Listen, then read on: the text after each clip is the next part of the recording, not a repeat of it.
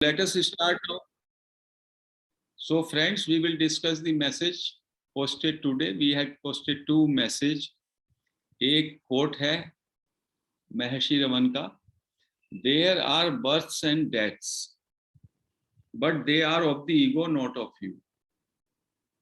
जन्म और मरण होता है, जो हम जानते हैं और जिससे हम घबराते हैं. हमारा जन्म हुआ, हमारा मरण हुआ, बट ये जन्म और मरण जो है आपके अहंकार का है, ईगो का है, आई सेंस का है, बॉडी माइंड इंटेलेक्ट का है, नॉट ऑफ यू. आपका नहीं है. आपका मतलब सेल्फ का नहीं है, विच इज इमॉर्टल, जो शाश्वत है, एटर्नल है, सर्वव्यापी है. You exist whether the sense of ego is there और नॉट. आप तो एग्जिस्ट करते हैं, चाहे आपके अंदर आई का सेंस हो और या ना हो. You are its source. आप जो आई सेंस के सोर्स हैं, अहंकार का जहां से उद्गम होता है, अहंकार का जहां से उदय होता है, वह स्रोत आप हैं, वह मूल आप हैं, but not the ego sense.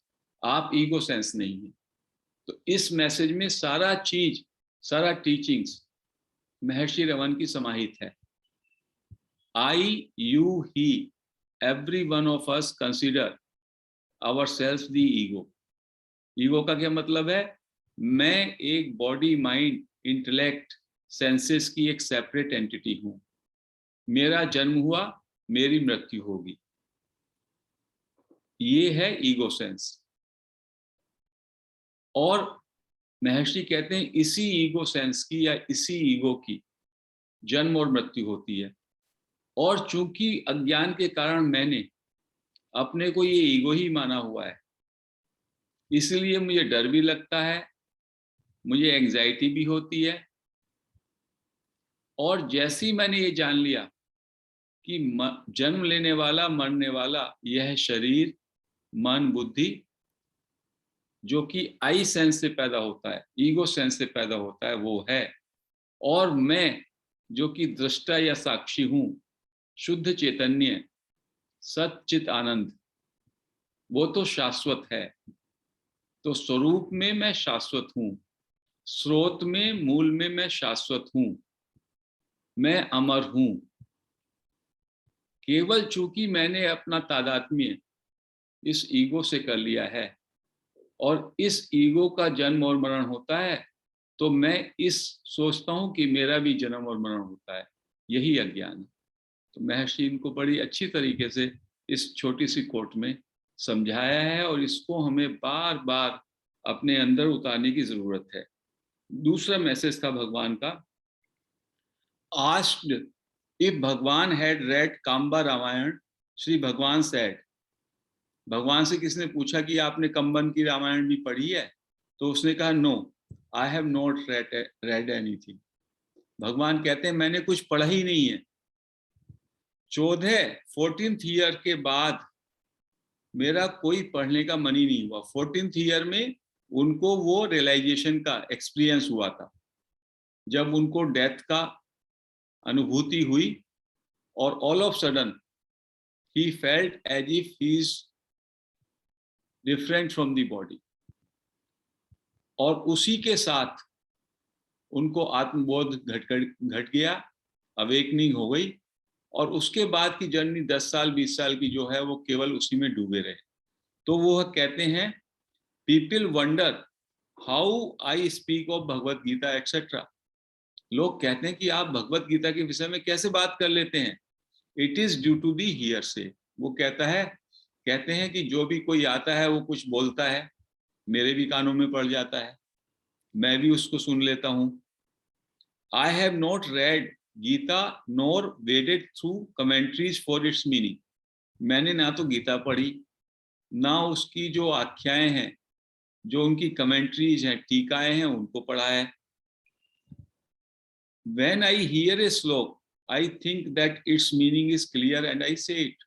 जैसे मुझे कोई श्लोक सुनाता है, मुझे लगता है कि इसकी मीनिंग, इसका अर्थ मुझे आता है क्लियरली, और मैं वो बोल देता हूँ. That is all and nothing more. केवल मैं यही जानता हूँ.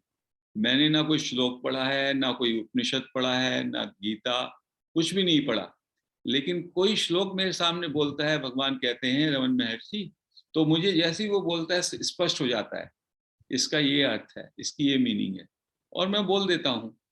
Similarly with other quotations, they come out naturally.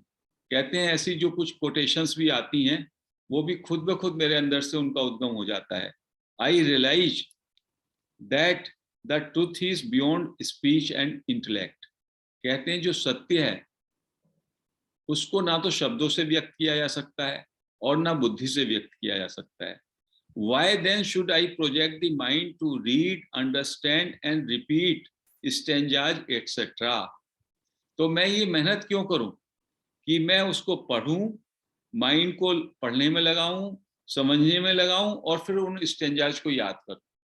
कितनी बड़ी बात कही उन्होंने। उन्होंने कही कि ट्रुथ जो है वो शब्दों और बुद्धि में से नहीं बंधा हुआ, ट्रुथ उसके बियॉन्ड है। और यदि आपको पढ़ते हैं, उसको याद करते हैं, स्टेंजाज को कंठबद्ध करते हैं, तो उसमें क्या होगा, उसमें आप अपने माइंड को प्रोजेक्ट कर रहे हैं, और माइंड को प्रोजेक्ट करके कभी भी आप ट्रुथ को नहीं पा सकते। Their purpose is to know the truth, the purpose having been gained, there is no use engaging in studies. कहते हैं इन सब चीजों का जो उद्देश्य है वो ट्रुथ को पाना है, और यदि आपने ट्रुथ को पा लिया तो उसके बाद पढ़ाई का क्या मतलब, कोई मतलब नहीं है। So the Maharshi Raman has realised the truth, truth is beyond the words and intellect, and after he realized the truth it became pointless to read the scriptures, to read Bhagavad Gita, other things, but whenever कोई भी श्लोक उनके सामने कोई पढ़ता तो उनको उसका अर्थ मालूम हो जाता। Someone remarked, if Sri Bhagwan had been inclined to study, there would not be a saint today. किसी ने ये बोला भी कि यदि भगवान के अंदर ये वासना होती पढ़ने की तो भगवान आज सेंट ना होते।